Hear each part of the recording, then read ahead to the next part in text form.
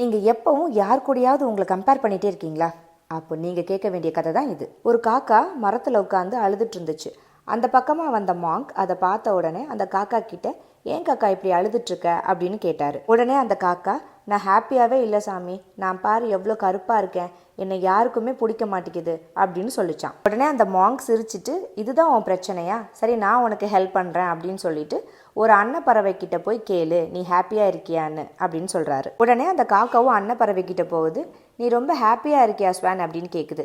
அதுக்கு அந்த ஸ்வான் சொல்லுது, இல்லை காக்கா, நான் ஹாப்பியாக இல்லை, நான் பாரு வெள்ளையாக இருக்கேன், எனக்கு தெரிஞ்சு பேரட் தான் ரொம்ப ஹாப்பியாக இருக்கும்னு நினைக்கிறேன் அப்படின்னு சொல்லுது. உடனே காக்கா இப்போ கிளி கிட்ட போகுது. கிளி, நீ ரொம்ப ஹாப்பியாக இருக்கியா அப்படின்னு கேட்குது. அதுக்கு அந்த கிளி சொல்லுது, என்னை எல்லாருக்கும் ரொம்ப பிடிக்குது, ஆனால் என்ன பண்ணுறது, என்னை ஒரு கூண்டுக்குள்ளே வச்சு அடைச்சி வச்சுட்றாங்க, அதனால் நான் ஹாப்பியாகவே இல்லை, நான் உன்ன மாதிரி பிறந்திருக்கணும் காக்கா, நீ பாரு எவ்வளோ சுதந்திரமாக பறந்துட்டுருக்க அப்படின்னு சொல்லுது. அப்போதான் அந்த காக்காக்கே புரிஞ்சது. இதே மாதிரி தான் நம்ம லைஃப்பில் நம்ம மற்றவங்களோட கம்பேர் பண்ணி நம்மளோட ஹாப்பினஸை இழந்து நம்மளோட பிளெஸ்ஸிங்ஸையே நம்ம மறந்துடுறோம். கதை பயணம்ல இந்த கதை சொல்கிற பாடம் என்னென்னா, நம்ம வாழ்க்கையில் இருக்கிற சின்ன சின்ன ஆசீர்வாதங்கள் தான் நம்மளோட உண்மையான சந்தோஷம்.